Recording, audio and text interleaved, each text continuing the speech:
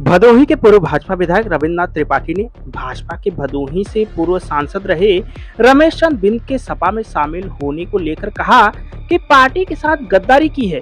भदोही के लोगों ने उन्हें सांसद चुना था, जबकि चुनाव के दौरान उनका एक वीडियो भी ब्राह्मणों को जनेऊ देखकर मारने की बात की थी। लोगों ने उसको भी दरकिनार किया था और मतदान कर सांसद बनाया था, जबकि वीडियो में यह खुद बोल रहे थे। इसके बाद भी भदोही की जनता ने प्रधानमंत्री नरेंद्र मोदी की सरकार में इन्हें शामिल होने का मौका दिया, जबकि यह पहले बसपा के विधायक थे और बीजेपी की सदस्यता लेकर के भदोही में लोकसभा का चुनाव लड़े थे और यहाँ की जनता ने उन्हें सदन में भेजने का काम किया था। इसके बावजूद यहाँ के लोगों की इनसे जो उम्मीदें थी क्षेत्र का और जिले का विकास होगा, विकास तो दूर, जनता से इन्होंने मिलना भी मुनासिब नहीं समझा। इनकी इच्छा थी किसी न किसी तरह से सत्ता में बने रहने की है। मुंगेरी लाल के हसीन सपनों की तरह यह लगातार सपने देखते रहते हैं और उसी का परिणाम रहा। चुनाव की घोषणा होते ही भदोही से इन्हें बीजेपी से टिकट नहीं मिला तो मिर्जापुर लोकसभा से इन्होंने सपा का दामन थाम लिया। जबकि चुनाव की बात की जाए तो उनके परिवार के लोग जिला पंचायत से लेकर के ग्राम प्रधानी तक का चुनाव हार चुके हैं। इससे इनकी अहमियत का पता चलता है। इसके बावजूद सत्ता में बने रहने की लालच इनकी मानसिकता को उजागर करती नजर आई है। लगातार पार्टी बदलना इनके फितरत में शामिल हो चुका है, जिसको लेकर के भदोही के पूर्व विधायक श्री रविन्द्रनाथ त्रिपाठी ने कहा कि मिर्जापुर की जनता इनके क्रियाकलापों की भली भांति जानती है और इन्हें घर बैठाने का काम करे। इसके पहले ये विधायक भी रहे, किस तरह का कार्य किया वो जनता से छुपा नहीं है और इस बात की इन्हें मिर्जापुर की जनता बखूबी जवाब देगी। आइए अब हम आपको सुनाते हैं पूर्व बीजेपी विधायक रविन्द्रनाथ त्रिपाठी को। देखिए, सबसे पहले तो मैं आपको बहुत बहुत धन्यवाद देना चाहता हूँ और आपको आपके चैनल के माध्यम से ये बताना भी चाहता हूँ कि भारतीय जनता पार्टी आज सर्व समाज की पार्टी है। भारतीय जनता पार्टी सभी जातियों को लेकर के चलने का काम करती है। सर्वजन हिताय सर्वजन सुखाय की नीति है। और हमारे जो महापुरुष थे पंडित दीनदयाल उपाध्याय जी, बाबा साहब डॉक्टर भीमराव अम्बेडकर, उनका जो एक सपना था अंत्योदय, उस सपने को भी अगर कोई साकार करने का काम कर रहा है तो भारतीय जनता पार्टी और भारत के सचिव प्रधानमंत्री श्रद्धेय प्रमादरणीय नरेंद्र मोदी जी और उत्तर प्रदेश के सचिव मुख्यमंत्री श्रद्धेय प्रमादरणीय योगी आदित्यनाथ महाराज जी। देखिए, जहाँ तक आपने प्रत्याशी की बात किया, हमारे इस काशी क्षेत्र में लगभग 16-17 जनपद आते हैं और हमारे भारतवर्ष ही नहीं बल्कि विश्व के नेता श्रद्धेय प्रमादरणीय नरेंद्र मोदी जी वाराणसी संसदीय सीट से चुनाव लड़ रहे हैं। हमें हर जातियों को चुनाव लड़ाना था। अब वो हमारा जो क्षेत्र है काशी क्षेत्र में कहीं भी इन 17 सीटों पे कहीं भी हमारा जो है बिंद समाज का व्यक्ति चुनाव नहीं लड़ रहा था। अगली बार भी हमने बिंद समाज से, भारतीय जनता पार्टी ने बिंद समाज से डॉक्टर रमेश चंद्र बिंद को चुनाव लगाने का काम किया था। लेकिन हर जगह टिकट हो जाने के बाद निश्चित रूप से बिंद समाज को कहीं भी भागीदारी नहीं मिल रही थी। इसलिए बिंद समाज को भदोही से चुनाव लड़ने का निर्णय उच्च नेतृत्व ने किया और जिसका हम सभी लोग स्वागत करते हैं।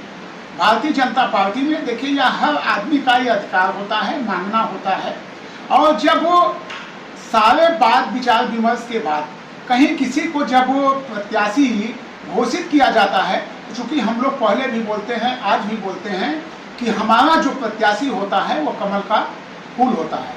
हम केवल कमल का फूल जानते हैं और निश्चित रूप से भारतीय जनता पार्टी का शीर्ष नेतृत्व ने जिस तरह से डॉक्टर विनोद बिंद को यहाँ पे प्रत्याशी बनाने का काम किया है, निश्चित रूप से वो स्वागत योग्य है। और बिंद जो यहाँ से पहले सांसद थे, बिंद रमेश बिंद जी, चूंकि उनका जो क्रियाकलाप था और निश्चित रूप से ब्राह्मण समाज की अगर हम बात करें, चूंकि मैं रविन्द्र त्रिपाठी ब्राह्मण समाज से हूँ, अगर मैं ब्राह्मण की बात करें तो 2019 में एक आप लोग देखे होंगे कि वीडियो भी वायरल हुआ था और उस वीडियो के वायरल में रमेश बिंद ने ब्राह्मणों के प्रति अपशब्दों का प्रयोग किया था, जनेऊ आदि। लेकिन मैं उस पर नहीं जाना चाहता हूं। लेकिन भदोही की देवतुल्य जनता ने, भदोही के लोगों ने उस बात को नकारते हुए हम ब्राह्मण हमेशा राष्ट्रहित की बात करता है, अपने समाज की बात करता है। और ब्राह्मण, आप इतिहास उठा करके देख लीजिएगा, अभी हम वो भाषण देंगे, उसकी चिंता न करें आप लोग, वो बात आएगी। लेकिन ब्राह्मण हमेशा जो है वो जात पात से उठ करके हमेशा वो काम करने का काम करता है। अगर ब्राह्मण मर्यादा पुरुषोत्तम भगवान की मूर्ति की प्राण प्रतिष्ठा कराता है, तो वही ब्राह्मण भारत के प्रथम नागरिक द्रौपदी मुर्मू के यहाँ जाकर के कथा कराने का काम करता है। और भारत के सचिव प्रधानमंत्री नरेंद्र मोदी जी के यहाँ भी वो ब्राह्मण ही पूजा पाठ कराने का काम करता है। और उत्तर प्रदेश से सचिव मुख्यमंत्री श्रद्धेय आदरणीय योगी आदित्यनाथ जी के यहाँ भी ब्राह्मण, वो चाहे जिस समाज के लोग हों, यही नहीं समाज का, जो मैंने कहा कि परम पूज्य बाबा साहब डॉक्टर भीमराव अंबेडकर और भारतीय जनता पार्टी जो संस्थापक थे, जिनकी एक सोच थी अंत्योदय पंडित दीनदयाल उपाध्याय जी, इन सभी लोगों ने जो इनका एक सपना था वही ब्राह्मण समाज। आज चाहे हमारे समाज का, हिंदू समाज का सबसे निचला तबका जो वनवासी भाई भी है, उसके यहाँ भी जाकर के पूजा पाठ कराने का काम करता है।